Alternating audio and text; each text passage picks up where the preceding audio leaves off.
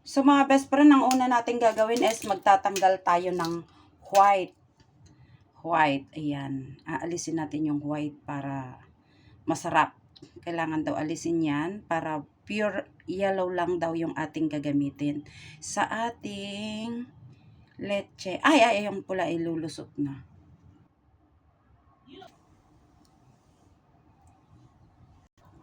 So, ayan na nga mga best friend, natanggal na natin ang white egg. So, ilalagay naman natin ang ating egg yolk. Egg yolk naman ang ating ilalagay. So, ayan.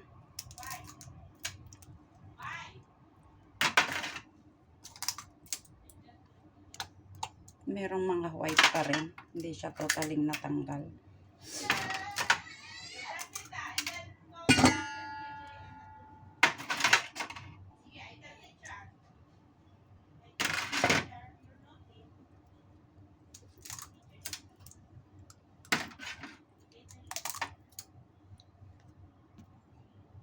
At ayan na nga mga best friend ang ating egg yolk. Atin nang babatihin.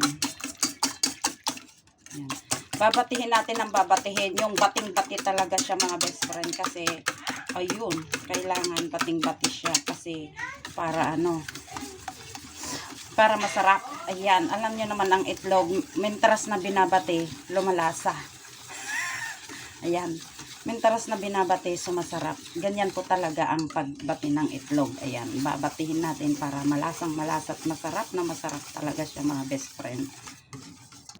At ayan na nga mga best friend, natapos na nating batihin ang ating itlog. Ilalagay naman natin ngayon ang ating evaporada. Oh, wow. At pagkatapos nating ilagay ang evaporada mga best friend, ilalagay naman natin ang ating kondensada.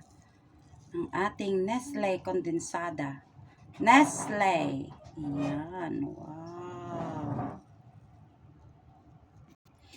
At ayan na nga my best friend. Pagkatapos natin mailagay ang ating condense at evap, atin na siya ulit haluin kasama nung ating egg yolk. So ayan. Haluin daw natin ito mga best friend hanggang sa lumasa ng lumasa. Ang sunod naman natin gagawin mga best friend ay maglagay tayo ngayon ng sugar sa ating llanera.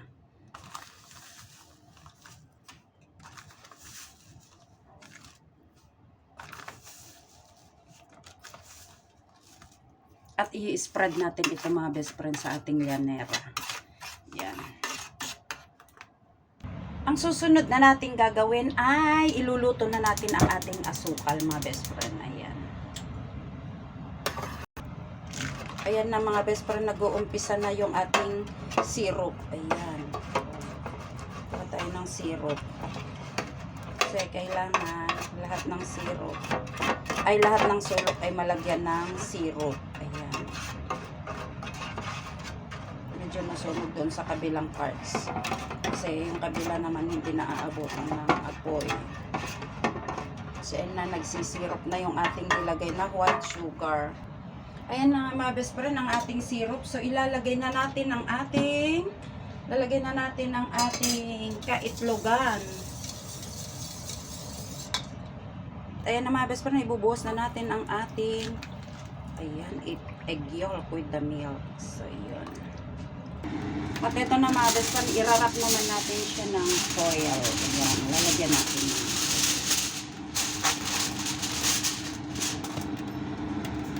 Bakit ba natin nilalagyan ng foil? Ito kasi yun mga best friend. Kaya natin lalagyan ng foil para hindi siya magtubig. Kasi i-steam natin siya mga best friend.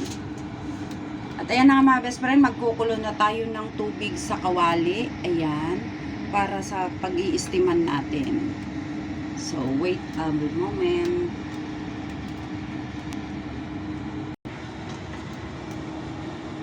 At ayan na nga mga best friend, kumukulo na ang ating tubig. So, lalagay na natin ang ating, ayan na mga best friend, ang ating leche. Naka-steam na siya mga best friend.